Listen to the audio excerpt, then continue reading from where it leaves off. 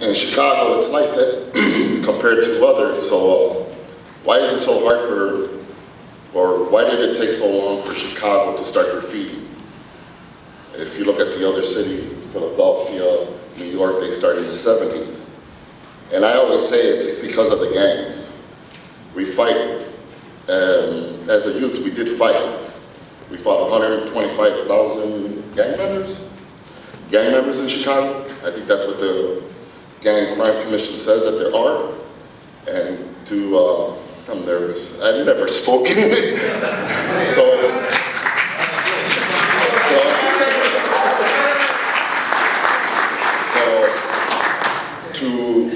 To see what my community did when they brought me back is probably why I'm a little bit emotional, because in those days, all these guys that you see did fight at one point or another the pain.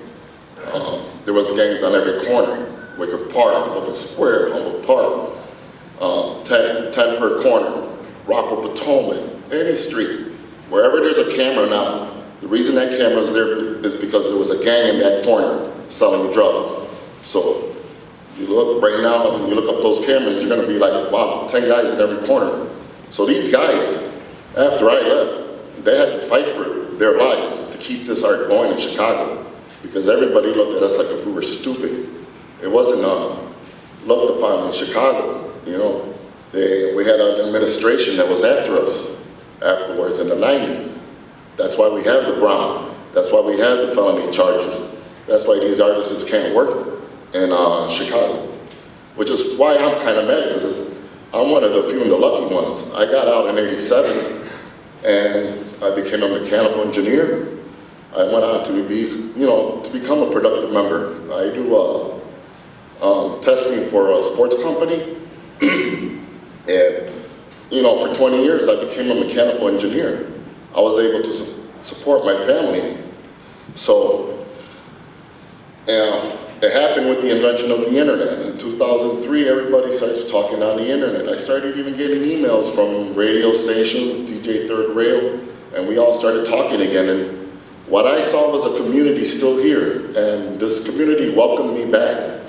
And maybe that's why, if you see the display that I have upstairs, it is of that day and memorial. And in the magazine that's given out for this session, you'll see that I talk about it. In 2003, with the help of Zor and a bunch of other crews and Static and everybody, we pulled together and painted 2 football fields worth of graffiti on a viaduct that nobody wanted on 59th and Western. It had history. They had done murals there before, but it's one of the most dangerous walls to paint. It's underneath the expressway. Underneath the Sioux Line train, and it's dark. But we all got together that weekend, and from then on, I wanted to be part of this community, and that's all I am. I'm just a little piece of a community that has grown, and now with the city starting to respect us and acknowledge us, we need to respect those old schoolers that were there before us. That's who I am. I represent the guys that ain't around, the ones that got killed, stabbed, whatever happened. But I know that by the time I was 15, I had gone to enough funerals that I didn't want to be a gang member. I didn't want to see the black and blue, the black and yellow.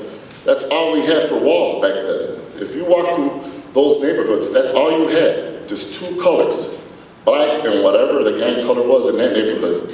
And you watched those walls, and you protected those walls. You died for those walls.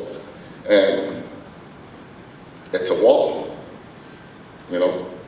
So to see this transformation of an art form that came from New York and a nonviolent movement, I want to be part of that. I want these kids to know that they can go paint whenever they want, whatever color they want, whatever they feel. And that's why I try to work with my community. Hell yeah.